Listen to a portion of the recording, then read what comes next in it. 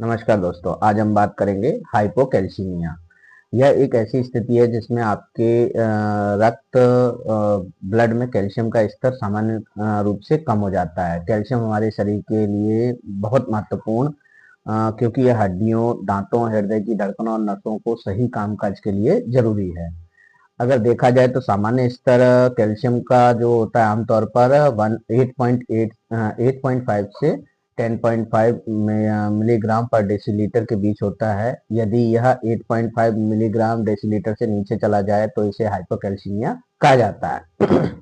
मुख्य कारण vitamin D की कमी कैल्शियम को सोखने में मदद करता है। इसकी कमी से कैल्शियम का स्तर गिर जाता है। हाइपोपैराथायराइडिज्म गर्दन में मौजूद पैराथायराइड ग्रंथियां जब पर्याप्त मात्रा में पीटीएच पैराथायराइड हार्मोन नहीं बनाती तो कैल्शियम कम हो जाता है।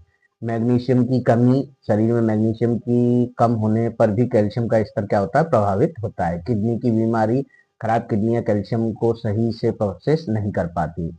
और इसके अलावा पैंक्रियाटाइटिस, इसमें शरीर में कैल्शियम का उपयोग अनियंत्रित हो जाता है। इसके अलावा कुछ दवाएं जैसे कीमोथेरेपी या एंटी सीजर दवाएं के दुष्प्रभाव से क्या होता है, कैल्शियम बॉडी में कम होता है। लक्षण लक्षण में देखा जाए तो मसल क्रैम्प्स आते हैं, पैरों और पीठ में तेज दर्द और जकड़न होती है जिसको अपन हाइपोकैल्सीमिया टेटेनी भी बोलते हैं। इसके अलावा टिंगलिंग सेंसेशन, हाथों, पैरों, होठों के आसपास सुन्नपन या पिन चुभने जैसा महसूस होना।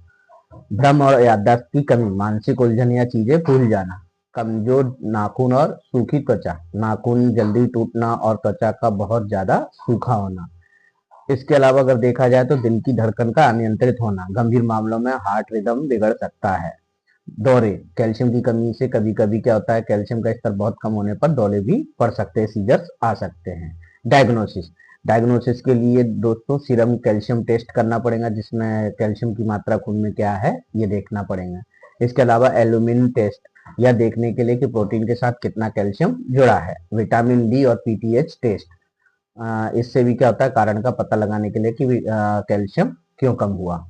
इसका ट्रीटमेंट अगर देखा जाए तो कैल्शियम कम हुआ है तो इसके सप्लीमेंट कैल्शियम और विटामिन डी की गोलियां लेने की सलाह देना है।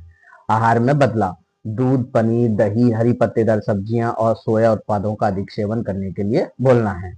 इसके अलावा अगर बहुत ज्यादा हाइपोकैल्सीमिया टिटेनी पेशेंट को है, बहुत ज्यादा तेज दर्द हो रहा है, अकड़न हो रही है, तो इसमें आईवी इंजेक्शन कैल्शियम ग्लूकोनेट आपातकालीन स्थिति में नसों द्वारा दिया जा सकता है, लेकिन यह केवल उचित डॉक्टर की सलाह के निगरानी में ही दिया जाना चाहिए।